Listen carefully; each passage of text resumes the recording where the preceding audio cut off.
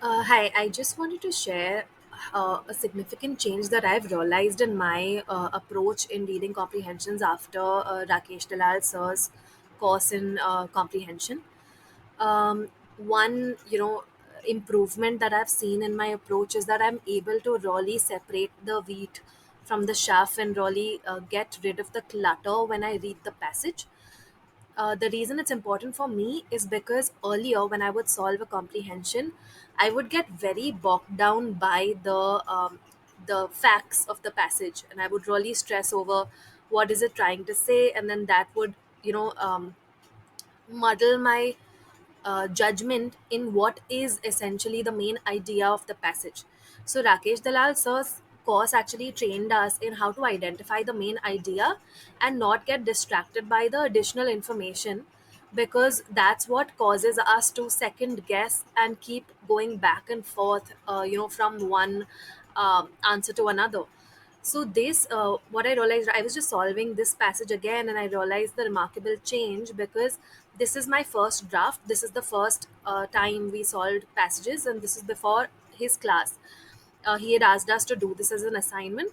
So I remember that when I was solving it, I was sure about how two will not be the answer, but I was very confused about whether I should mark one as the answer or not.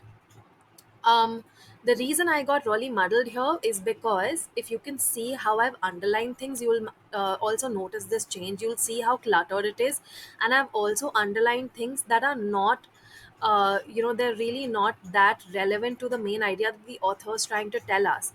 So here, for example, when I say, what is clutter versus what is the main idea, the main idea is income growth, being related to GDP, how GDP is the central message here, and income growth is the central message. And this is the clutter. So I'll actually change the color here to mark the clutter. So this is the extra bit. All of it is extra. The main part, even this, all of this is extra. So it didn't really have to be, highlighted. Like I would go here and I would actually sort of put a little cross here. They're not wrong as such, but they're really not helping us get to the main idea. They are additional information. So the reason this is important was because now if you see the new, after source course, I realized that this is what is important. Central message of modern development economics is that is the importance of income growth. The author has said that income growth is important for development economics, which he is relating with GDP. And then the author is also saying that as incomes grow, again the focus again of the author is on incomes. And then again the author says that GDP has assumed a significant place, such that whenever anyone speaks of economic growth, they mean GDP. So that is the main idea. All of this, as you can see in my first draft before sir's course, is that I was getting very bogged down with this, and that is why I was confused here. When I was thinking, okay, they're talking about a developed country, maybe it is related to a good life because that's what a developed country is all about.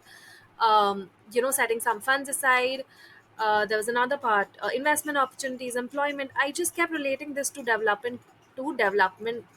developed countries, and I thought that, hey, maybe this is what the passage is saying, and I got it wrong because, and this is everything, this is the explanation sir gave us during the course. So UPSC answer key actually says that the answer is D, and that one is wrong. And the reason is because, um, if we really think about it, the main idea is here in my new draft after sir's course. I've identified the main idea is basically that the author is saying that when we talk of economic growth, we mean GDP, which is very important, and by GDP he means income growth. That is it.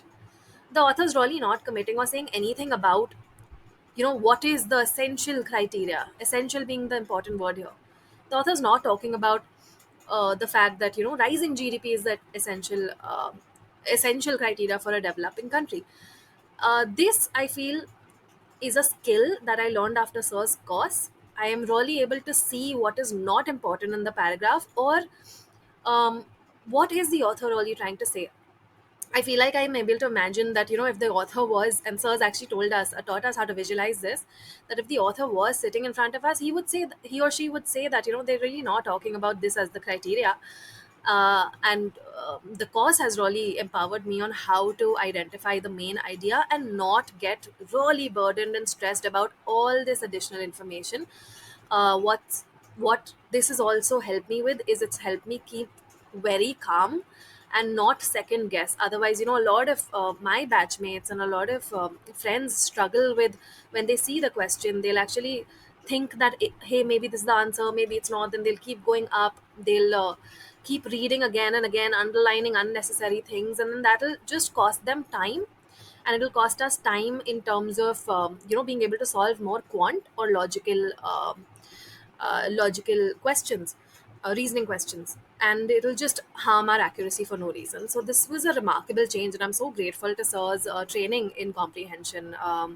Just wanted to highlight the improvement that I've seen. Thank you so much.